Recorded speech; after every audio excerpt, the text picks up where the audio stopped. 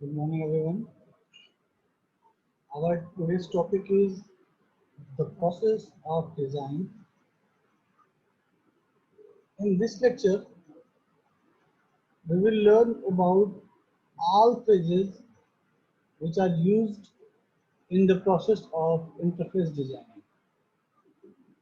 As you see in figure, there is 4 phases. In first one, we define the user's requirement, then we analyze requirements, then we design a guidelines and principle. After that, we design a prototype, then analyze, then design, and this cycle executed until and unless we meet the user requirements. Then we implement and deploy our design in our software implementation. जैसे कि आप यहाँ figure में देख रहे हैं, जो 4 phases यहाँ दिए हुए हैं, what is want, analysis, design and implement and deploy. Basically जो फर्स्ट फेज है हमारा इंटरफेस डिजाइनिंग का, जिसको नॉर्मली हम रिक्वायरमेंट स्पेसिफिकेशन भी कह सकते हैं, जिसमें हम यूजर से उसकी रिक्वायरमेंट्स को लेते हैं, उसको स्पेसिफाई करते हैं, फिर उस रिक्वायरमेंट्स के रिगार्डिंग हम एनालिसिस करते हैं, फिर उस डिजाइनिंग उसकी रिक्वायरमेंट को डिजाइन में इम्प्लीमेंट करने से पहले हम बहुत सारे गाइडलाइंस और प्रिंसिपल तैयार करके एक प्रोटोटाइप बनाते हैं, और फिर जब हमें लगता है कि हाँ ये प्रोटोटाइप यूजर की रिक्वायरमेंट को मीट करता है, तब फाइनली हम उस डिजाइन को इम्प्लीमेंट करते हैं और डिप्लॉय करते हैं. तो जो बेसिकली फर्स्ट पॉइंट है हमारा, व्हाट इज वांटेड मींस, इसमें बेसिकली हम यूजर से इंटरेक्ट करके, उससे इंटरव्यू लेकर के, उससे फीडबैक लेकर के उसकी रिक्वायरमेंट को जानने और समझने की कोशिश करते हैं. जैसा कि आपको यहाँ दिख रहा है, interviews, ethnography, what is there, what is wanted means हम यूजर से जब उसकी रिक्वायरमेंट को लेते हैं तो बेसिकली हम ये जानने की कोशिश करते हैं कि यूजर वास्तव में चाहता क्या है, और रिसेंटली उसकी रिक्वायरमेंट को मीट करने के लिए हमारे पास ऐसे कौन कौन से इंटरफेस अवेलेबल है जो उसकी रिक्वायरमेंट को मीट कर रहे हैं या मीट नहीं कर रहे हैं. ठीक है, तो जब हम उसकी रिक्वायरमेंट को समझते हैं और उसकी रिक्वायरमेंट को फुलफिल करने के लिए जो भी इंटरफेसेस मार्केट में अवेलेबल है, और उस इंटरफेस उसकी रिक्वायरमेंट को मीट कराने की जब हम कोशिश करते हैं, जब हम एनालिसिस करते हैं, तो जब एनालिसिस फेज में आते हैं तो हम ये देखते हैं कि यूजर की जो भी रिक्वायरमेंट है, वो रिक्वायरमेंट क्या फिजिबल है, क्या उसको हम इम्प्लीमेंट कर सकते हैं, डिजाइन कर सकते हैं. तो इन सभी चीजों की जब हम स्टडी करते हैं तो उसके बाद फिर फाइनली हमें गाइडलाइंस तैयार करते हैं डिजाइनिंग के रिगार्डिंग, और हम एक प्रोटोटाइप तैयार करते हैं. और फिर जब हम उस प्रोटोटाइप को डिजाइन कर लेते हैं, फिर हम उस प्रोटोटाइप की एनालिसिस करते हैं कि क्या ये प्रोटोटाइप यूजर की सारी रिक्वायरमेंट को मीट कर रहा है या नहीं कर रहा है.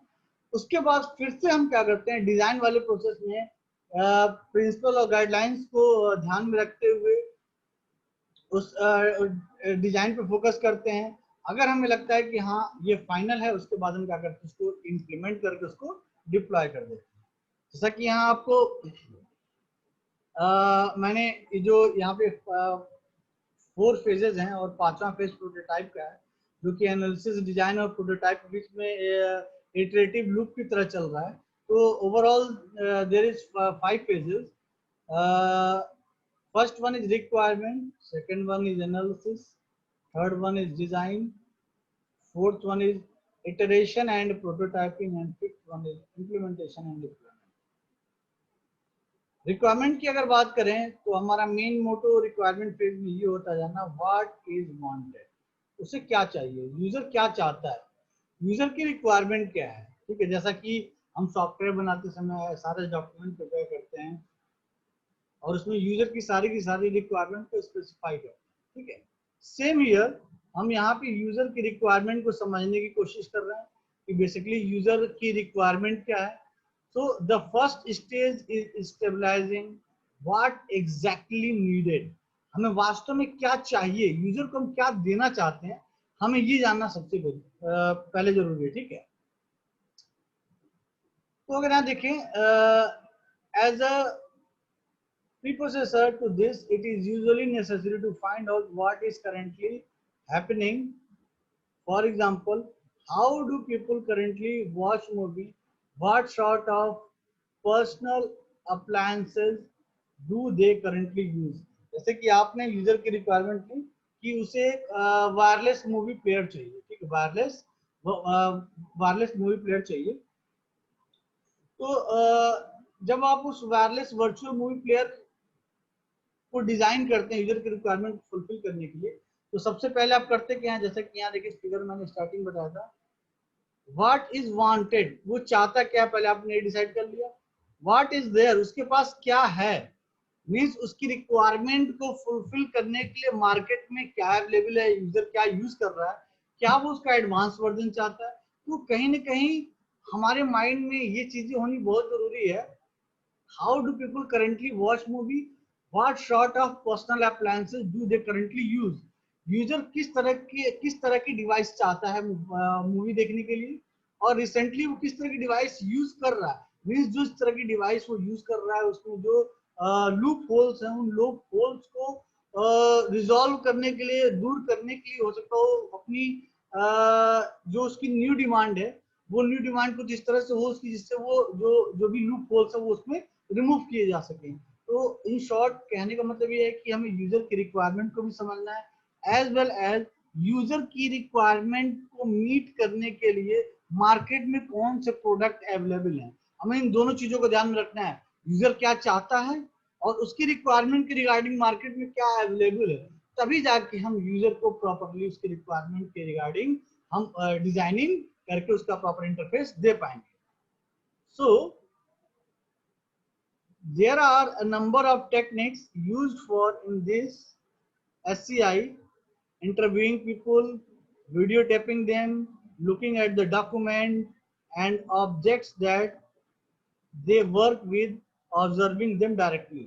तो यूजर की रिक्वायरमेंट को समझने और जानने का सबसे अच्छा तरीका क्या है, हम यूजर से मिलकर डायरेक्टली इंटरेक्ट करें, मींस इंटरव्यू करें यूजर का, ठीक है, वीडियो टेपिंग देम, ठीक है, जो भी हमारे पास रिकॉर्ड है उसको देख करके हम एनालाइज करें कि वास्तव में यूजर क्या चाहता है, डॉक्यूमेंट्स को रीड करें। तो ओवरऑल कहने का मतलब ये है कि यूजर की रिक्वायरमेंट को कलेक्ट करने के लिए हमें बहुत स्टडी करने की जरूरत होती है। वो स्टडी इंटरव्यू के टर्म में हो सकती है, वो स्टडी डॉक्यूमेंटेशन रीड करने के टर्म में हो सकती है, वो स्टडी हिस्टोरिकल वीडियोस को देख के हो सकती है, या वो स्टडी करंट के मार्केट ट्रेंड को देख के हो सकती है। तो इन शॉर्ट रिक्वायरमेंट वाले फेज में हमें डेटा गैदरिंग करनी है, यानी यूजर की रिक्वायरमेंट के रिगार्डिंग हमें इंफॉर्मेशन कलेक्ट करना है। ओके, जो नेक्स्ट फेज है हमारा एनालिसिस का, एनालिसिस में basically the result of observation and interview needed to be ordered in some way to write out key issues and communicate with the later stage of design. We will look at scenario-rich stories of interaction which can be used in conjunction with a method like task analysis or on their own to record and make vivid actual interaction. These techniques can be used both to represent the situation as it is and also the desired situation. Overall कहने का मतलब ये है कि requirement phase में जो भी आपने डॉक्यूमेंट कलेक्ट किए, जो भी डेटा इकट्ठा किया, जो भी इंटरव्यू आपने किया, उन सभी चीजों को करने के बाद जो भी यूजर के रिक्वायरमेंट के रिगार्डिंग आपने इंफॉर्मेशन कलेक्ट की, अब आपको उस इंफॉर्मेशन पे एनालिसिस करना है कि आप उस इंफॉर्मेशन को यूज करते हुए किस तरह से यूजर की रिक्वायरमेंट को मीट कर सकते हैं। अब जब आपने उसकी रिक्वायरमेंट को या उस डेटा के को या उस इंफॉर्मेशन को एनालाइज कर लिया और अब आपको लगता है कि हाँ ये रिक्वायरमेंट ये इंफॉर्मेशन कंप्लीट है यूजर की रिक्वायरमेंट को फुलफिल करने के लिए, then you move to the next phase, that is design. This is all about design, but there is a central stage when you move from what you want to how to do it. What you want to, क्या चाहते हैं आप, और कैसे उसको achieve करेंगे। Means आपने requirement बता दी कि आपको ये चाहिए, यूजर ये चाहता है, अब उस यूजर की रिक्वायरमेंट को फुलफिल करने के लिए आप कैसे उस चीज को उस अपने गोल को अचीव कर पाएंगे। Means what you want and how to do it. तो डिजाइनिंग में हमें इन दो सवालों पे बहुत ज्यादा ध्यान देना होता है कि यूजर क्या चाहता है, अब यूजर की उस रिक्वायरमेंट को फुलफिल करने के लिए हमें क्या क्या करना होगा। ठीक है, तो अब बेसिकली डिजाइनिंग में हम गाइडलाइंस और प्रिंसिपल सेट करते हैं कि हमें कैसे क्या करना है। ठीक है, अपने गोल को अचीव करने के लिए, यूजर की रिक्वायरमेंट को मीट कराने के लिए हमें क्या क्या टास्क परफॉर्म करने हैं। So there are numerous rules, guidelines and design principles. We need to record our design choice in some way, and there are various notations and methods to do this, including those used to record the existing situation. अब आपको क्या करना है, उन guidelines, उन rules, उन principles को use करके आपको एक डिजाइनिंग प्रिपेयर करनी है, और उस डिजाइनिंग रूल को लेकर के आपको एक प्रोटोटाइप तैयार करना है। और जब आप प्रोटोटाइप तैयार करेंगे, तो जब भी आप प्रोटोटाइप तैयार करेंगे, ये कोई जरूरी नहीं कि वो प्रोटोटाइप यूजर की रिक्वायरमेंट को 100% मीट कर जाए। मे भी हो सकता है हमें एनालिसिस करने के बाद फिर से ये लगे कि यूजर की रिक्वायरमेंट मीट नहीं हो रही। जैसे आपने डिजाइन गाइडलाइंस प्रिंसिपल सारे तैयार कर लिए, सारे रूल्स एंड रेगुलेशन डिजाइन कर लिए। ठीक है, उसके बाद आपने क्या किया, उस रूल्स रेगुलेशन को फॉलो करने के लिए आपने प्रोटोटाइपिंग किया। जैसा कि मैंने डिजाइनिंग की जब डिफिनेशन कल आपको बताई थी, तो मैंने यही बताया था कि दो चीजें होती हैं, goals and constraint. You set your goal here and you define all constraints, you define all constraints here। आपने यहाँ गोल सेट किया और आपने यहाँ पे सारे कंस्ट्रेंट डिफाइन कर दिए, यानी आपको क्या चाहिए और कैसे चाहिए। ठीक है, इन दोनों चीजों को आपने सेट कर दिया। अब इन गाइडलाइंस और प्रिंसिपल को फॉलो करते हुए आप एक प्रोटोटाइप तैयार करेंगे। क्या करेंगे, प्रोटोटाइप तैयार करेंगे। लेकिन जरूरी नहीं है कि वो प्रोटोटाइप 100% सक्सेसफुली वो यूजर की रिक्वायरमेंट को मीट कर जाए। इसीलिए हम क्या करेंगे, अगेन उसको एनालिसिस करेंगे उस पर। और अगर हमें लगता है कि यूजर की कोई रिक्वायरमेंट मीट नहीं हो रही है, हम फिर दोबारा से अपने कंस्ट्रेंट में चेंजेस करेंगे। क्योंकि मैंने बताया था कल लास्ट लेक्चर में आपको कि सारे कंस्ट्रेंट्स को फॉलो करते हुए हम अपने गोल को अचीव नहीं कर सकते हैं। तो हमें क्या करना है, ट्रेड ऑफ को फॉलो करना होगा। मीन्स हमें ये फाइंड आउट करना है कि कौन सा गोल और कौन सा रूल ऐसा है जो हमारे गोल को अचीव होने नहीं दे रहा है। तो हमें क्या करना है, उसको दूर करना है। ठीक है, तो एनालिसिस करने के बाद हम ये फाइंड आउट करेंगे कि ऐसी कौन सी गाइडलाइंस है, कैसी कौन सी प्रिंसिपल्स है जिसकी वजह से हमारे प्रोटोटाइप में यूजर की रिक्वायरमेंट मीट नहीं हो पा रही है। फिर हम क्या करेंगे, एनालिसिस फेज के बाद अगेन से नए रूल्स रेगुलेशन बनाएंगे। मींस डिजाइनिंग अगेन दोबारा से करेंगे। उसके बाद अगेन हम प्रोटोटाइप बनाएंगे, फिर एनालिसिस करेंगे, फिर डिजाइनिंग फेज में आएंगे, यानी रूल्स रेगुलेशन बनाएंगे, कंस्ट्रेंट सेट करेंगे, उसके बाद फिर प्रोटोटाइप भी करेंगे। तो ये प्रोसेस तब तक चलता रहेगा जब तक हमारा प्रोटोटाइप कंप्लीटली यूजर की रिक्वायरमेंट को मीट नहीं कर जाता है। तो जैसा कि डिजाइनिंग में मैंने आपको बताया था कि डिजाइनिंग में दो चीजें इंपॉर्टेंट रोल प्ले करती है, एक आपका गोल है, दूसरा कंस्ट्रेंट।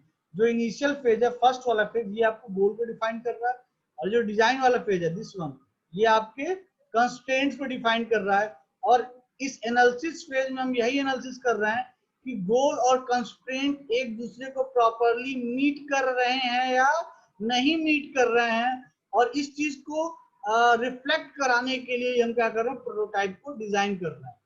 मींस गोल और कंस्ट्रेंट यूजर की रिक्वायरमेंट के अकॉर्डिंग परफेक्ट डिजाइन किए गए हैं या नहीं, परफेक्ट बने हैं या नहीं, इसके लिए हम प्रोटोटाइपिंग करते हैं, ताकि ये रिफ्लेक्ट हो सके कि ट्रेड ऑफ कहाँ एग्जिस्ट हो रहा है, और एनालिसिस के दौरान हम उस ट्रेड ऑफ को फाइंड आउट कर सके और अपने प्रोटोटाइप को सही तरह से डिजाइन करके यूजर की रिक्वायरमेंट को मीट कर सके। और जब हमारी यूजर की रिक्वायरमेंट हमारे प्रोटोटाइप में रिफ्लेक्ट होने लगती है या कंप्लीटली हो जाती है, उसके बाद हम अपने उस गोल को अचीव करने के लिए इम्प्लीमेंटेशन फेज को फॉलो करते हैं, और फाइनली इम्प्लीमेंट होने के बाद उस प्रोडक्ट को डिप्लॉय कर देते हैं। ठीक, अब ये जो हमारे फेजेस थे डिजाइनिंग के, द प्रोसेस ऑफ डिजाइनिंग के, जिसमें मेनली 4 प्रोसेस हैं, और चूंकि इटरेटिव लूप चल रहा है जिसकी वजह से एक 5वां प्रोसेस प्रोटोटाइप भी आ गया है। तो इन 5 प्रोसेस को अगर मिला के देखें तो यहाँ पे तीन टास्क परफॉर्म हो रहे हैं। पहला हम गोल सेट कर रहे हैं, यूजर को क्या चाहिए। दूसरा हम कंस्ट्रेंट सेट कर रहे हैं, यानी यूजर की रिक्वायरमेंट को मीट करने के लिए हमें किन किन गाइडलाइंस और रूल्स एंड प्रिंसिपल्स को फॉलो करना है। हमने गोल सेट कर लिया, कंस्ट्रेंट सेट कर लिया। आफ्टर दैट अब उस गोल और कंस्ट्रेंट को जो हमने डिफाइन किया है, जिसके थ्रू यूजर की रिक्वायरमेंट को मीट करना चाहते हैं, हो सकता हो वो एक दूसरे को प्रॉपर्ली सिंक्रोनाइज्ड ना करें। इसीलिए हम प्रोटोटाइप बनाते हैं, ताकि हम ये रिफ्लेक्ट करा सके कि यूजर की रिक्वायरमेंट के रिगार्डिंग हमने गोल और कंस्ट्रेंट प्रॉपर डिजाइन किए हैं। अगर प्रॉपरली डिजाइन नहीं है तो जो ट्रेड ऑफ है हमारे इस प्रोटोटाइप में रिफ्लेक्ट हो, और हम अपनी एनालिसिस में उसको रिजॉल्व कर सकें, और फिर प्रॉपर डिजाइनिंग करने के बाद हम अपने इम्प्लीमेंटेशन फेज को स्टार्ट कर सकें। सो ये इस जो 5 फेजेस हैं, ये 5 फेजेस मैंने आप प्रॉपरली डिस्क्राइब कर रखे हैं।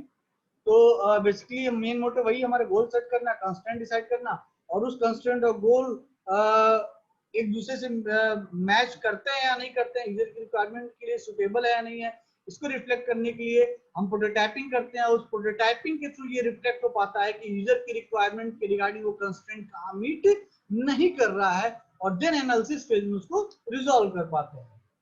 तो ये तो हो गया बेसिकली जो डिजाइनिंग का हमारा प्रोसेस था कि किसी भी इंटरफेस को डिजाइन करते समय हमें किन किन फेजेस से होकर गुजरना पड़ता है। जैसे हम सॉफ्टवेयर बनाते हैं तो एसडीएलसी को फॉलो करते हैं, software development life cycle. Same here, for designing any interface we follow these 5 stages for designing interface. Okay, तो अभी तक जो हमने पढ़ा वो किसी इंटरफेस को डिजाइन करने के लिए जो हमें सर्टेन फेजेस को फॉलो करने होते हैं, वो सारे फेजेस थे। और मैंने आपको ये प्रॉपरली एक्सप्लेन भी किया कि इन फेजेस में कैसे यूजर इंटरफेस की डिजाइनिंग को हम डिफाइन कर पा रहे हैं। हमने गोल सेट किया, ठीक है, इनिशियल फेज में।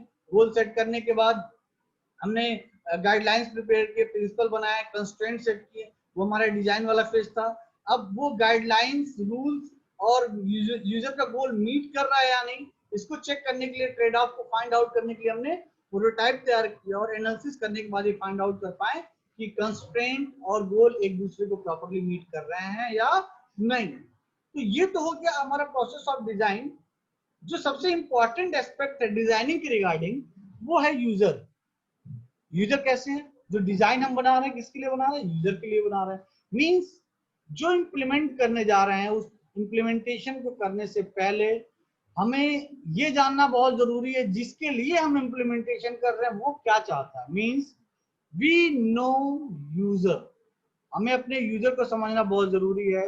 इसीलिए हमारा जो ये सेक्शन है, इस सेक्शन में हम ये आपको बताने की कोशिश करेंगे कि यूजर बहुत इंपॉर्टेंट रोल प्ले करता है, और हमें यूजर को समझना क्यों जरूरी है। जैसे कि प्रीवियस फिगर में आपको बताया, गोल सेट किया, उस गोल के रिगार्डिंग आपने कंस्ट्रेंट बनाया, और उसी कंस्ट्रेंट को चेक किया, प्रोटोटाइप बनाया, फिर एनालाइज किया, और फिर हमने फाइनली इंप्लीमेंटेशन किया। लेकिन अगर हमने गोल ही गलत सेट कर लिया हो तो, यानी यूजर चाहता कुछ और हमने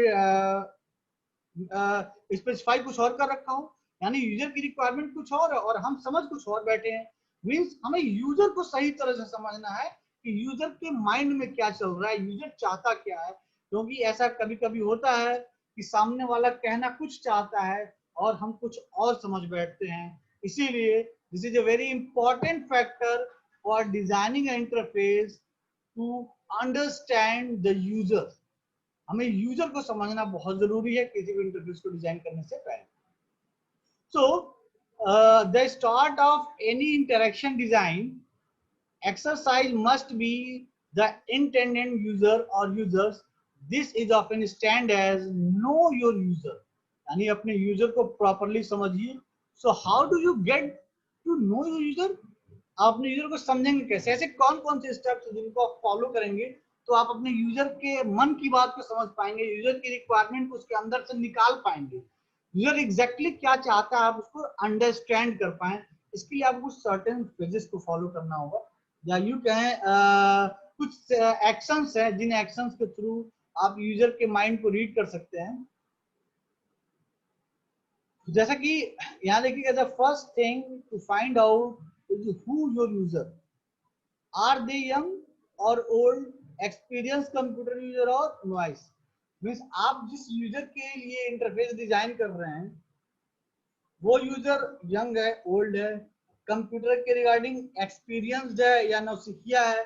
इन सभी चीजों को जानना बहुत ही जरूरी है। As we show with the stock control system, अगर मैं स्टॉक कंट्रोल सिस्टम के रिगार्डिंग अगर कोई इंटरफेस डिजाइन कर रहा हूं, it may not be obvious who the user are.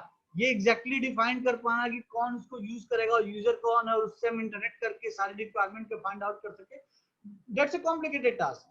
So you may need to ask these questions again so you find out more about the system and its content।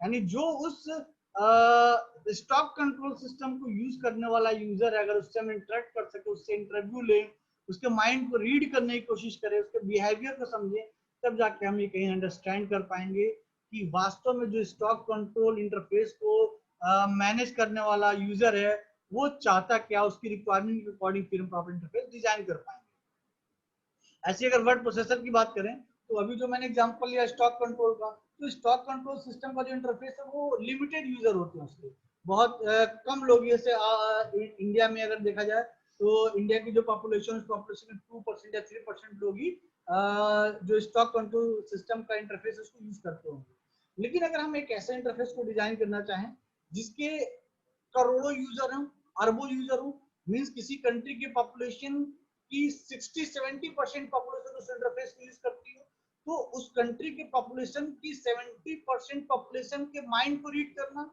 उनकी requirement को understand करना, उनकी requirement को समझना, जानना, उसके according implementation करना, that is a very hectic task. So next point is this question because harder to answer if you are designing generic software, if you are designing generic software such as a word processor। अगर आप word processor जैसे software design कर रहे हैं जिसके लाखों करोड़ों user हैं, तो उन सभी यूजर की रिक्वायरमेंट को गैदर कर पाना, that's a hectic task as there are many different users with different purpose and characteristics। So जो नेक्स्ट पॉइंट यहाँ कह रहा है, probably not like you when designing a system it is easy to design. आप कोई भी interface design करना चाह रहे हैं, आप डिजाइनर, आप बड़े इजीली डिजाइन कर पाएंगे, लेकिन जो आपने डिजाइन किया वो आपको थोड़ी यूज करना है। प्रोबेबली नॉट लाइक यू, जो इंटरफेस आपने डिजाइन किया है वो आपकी रिक्वायरमेंट के हिसाब से नहीं होना चाहिए, यूजर की रिक्वायरमेंट के हिसाब से होना चाहिए। इसलिए यहाँ पे कह रहा है when designing a system, it is easy to design it as if you were the main user. You assume your own interest and abilities. So often you hear a designer say, but it's obvious what to do. Okay. So अगर user focus point of view से बात करें तो user की requirement को समझने के लिए हमें उससे बात करने की जरूरत है। कैसे? हम उसका इंटरव्यू लें, एक प्रॉपर स्ट्रक्चर्ड इंटरव्यू हो, ठीक है, ओपन एंडेड डिस्कशन हो, ठीक है।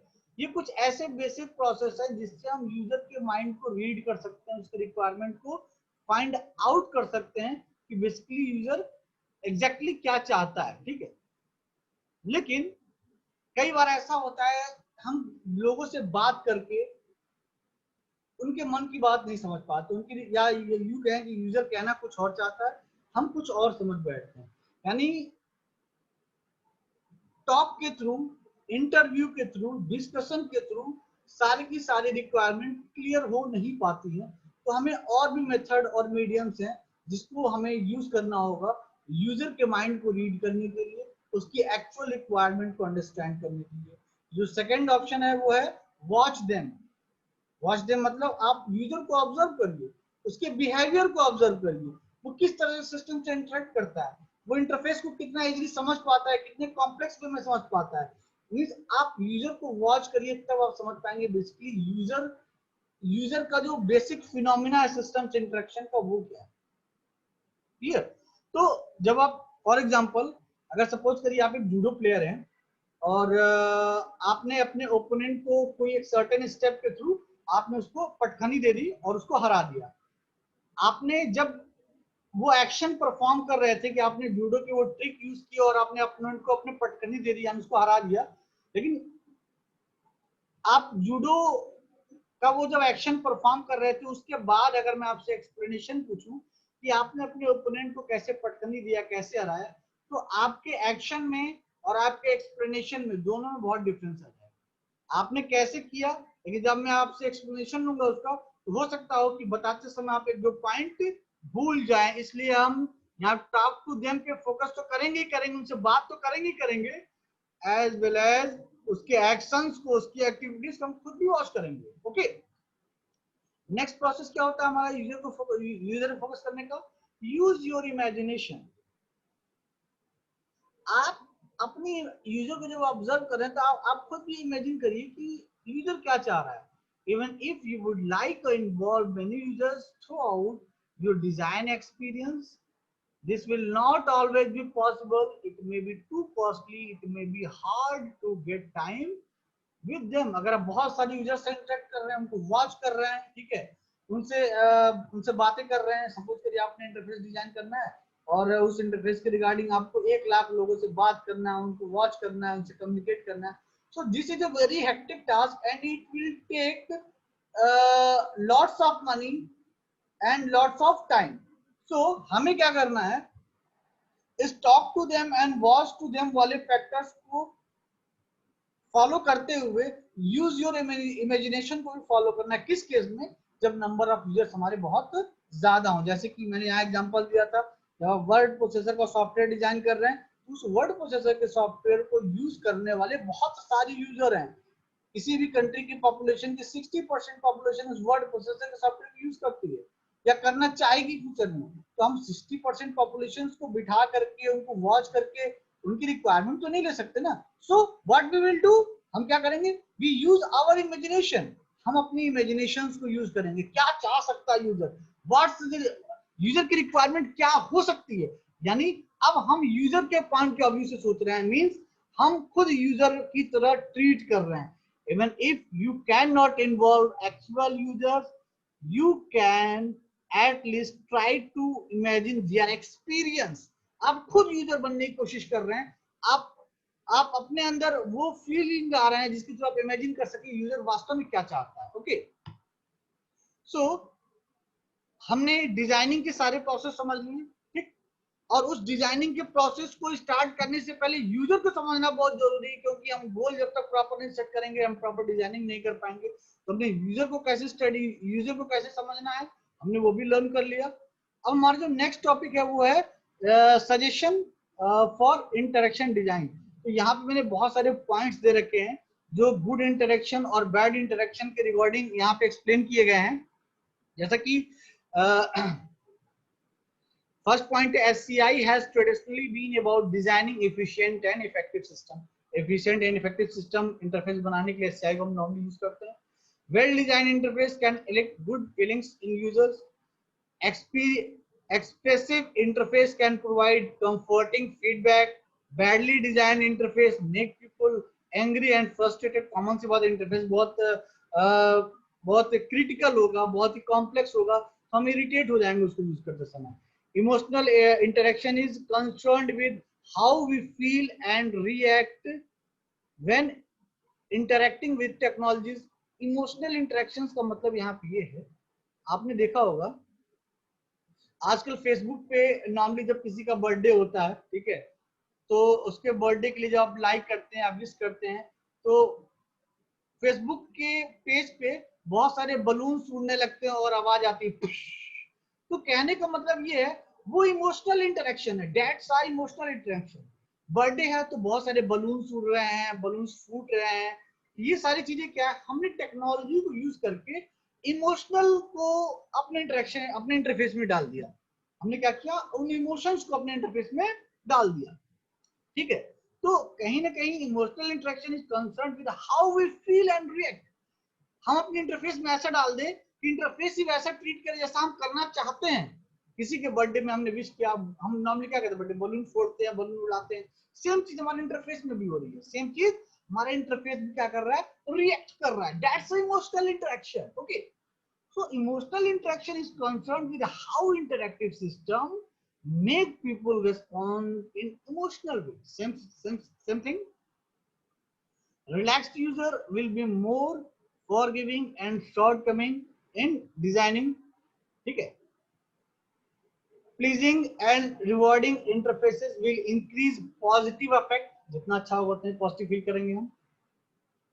User interface should be designed to match the skill, experience and expectations of its anticipated users. System users often judge a system by its interface rather than its functionality. A poor design interface can cause user to make terrible errors. Poor user interface design is reason why so many software system are never used. Interface, body के interface बहुत important role play करता है किसी भी software के success और उसके failure पे। ठीक है, अगर इंटरफेस इजी होगा तो कॉमन सी बात है यूजर उससे बहुत इजीली इंटरेक्ट कर पाएगा, उस इंटरफेस का, उस सॉफ्टवेयर का फेम बढ़ेगा, नंबर ऑफ यूजर्स बढ़ेंगे, यानी सॉफ्टवेयर का डिजाइन क्या होगा, सक्सेसफुल हो जाएगा। वहीं अगर डिजाइनिंग बहुत क्रिटिकल है, कॉम्प्लेक्स, यूजर अंडरस्टैंड नहीं कर पाता है तो क्या होगा, वो सॉफ्टवेयर क्या होगा, फेल हो जाएगा, वो डिजाइन क्या होगी, फेल हो जाएगी। तो डिजाइनिंग इंटरफेस बहुत इंपॉर्टेंट रोल प्ले करता है किसी सॉफ्टवेयर के सक्सेस और फेलियर पे। Designers should be aware of people's physical and mental limitations, short memory, and should recognize the people make mistake. Designer को ये चीजें माइंड में अपनी रखनी चाहिए कि हो सकता हो कि जो यूजर हमारे इंटरफेस से इंटरेक्ट कर रहा हो उसके माइंड में ये सर्टेन इंफॉर्मेशन ना हो जब ये इंटरफेस उससे इंटरेक्ट कर रहा हो, तो वो क्या करेगा, उन सारी इंफॉर्मेशन को अपने इंटरफेस पे प्लेस कर देगा ताकि वो उसको इजिली रिकॉल कर सके। ठीक है, वो इजिली इसको अपनी वर्किंग मेमोरी में ला सके। तो there are lots of suggestion regarding interface and we take in our mind at the time of designing. Okay, इस फिगर में अभी अगर आपको स्क्रीन पे एक फिगर दिख रहा होगा जिसमें एक साइड आपको SDLC के सारे फेजेस दिखाए गए हैं जो कि सॉफ्टवेयर डेवलपमेंट लाइफ साइकिल के फेजेस होते हैं, वही साइड में इंटरफेस डिजाइनिंग के सारे फेजेस दिखाए गए हैं। बेसिकली ये इंटरफेस डिजाइनिंग इस SDLC का जो डिजाइन वाला फेज होता है। ठीक है, डिजाइन में भी देखिए कई तरह की डिजाइनिंग होती है, एक इंटरफेस की डिजाइन, एक सिस्टम की डिजाइन। तो हम इंटरफेस की डिजाइनिंग की बात कर रहे हैं। तो इंटरफेस की डिजाइनिंग में planning and idea generation, static prototyping, dynamic prototyping, usability evaluation. Means planning and idea generation हम क्या कर रहे हैं, गोल सेट कर रहे हैं, गोल सेट करने के बाद रूल्स डिजाइन कर, मींस कंस्ट्रेंट सेट कर। तो initial phase is defining the goal and set the constraints. Okay, then अब हमें क्या करना है, ट्रेड ऑफ फाइंड आउट करना है। ट्रेड ऑफ फाइंड आउट करने का मतलब क्या है, गोल्स और कंस्ट्रेंट एक दूसरे को मैच करते हैं या नहीं, उसके लिए हम क्या करेंगे, प्रोटोटाइपिंग करेंगे। तो प्रोटोटाइपिंग में दो तरह की, स्टैटिक एंड डायनेमिक। ठीक है, तो अब प्रोटोटाइपिंग करने के बाद जब हमने फाइनली डिजाइन कर दिया, उसके बाद हम क्या करेंगे, उसको इवैल्यूएट करेंगे, क्या वो यूजेबल है या नहीं। ठीक है, क्या वो इंटरेक्टिव है या नहीं, यूजर की रिक्वायरमेंट को फुलफिल करता है या नहीं। तो ये सारे कुछ फेजेस हैं जो कि हमें इंटरफेस की डिजाइनिंग के टाइम में अपने माइंड में रखनी होती है। होप सो आपको आज का द प्रोसेस ऑफ डिजाइन का कॉन्सेप्ट क्लियर होगा। Thank you.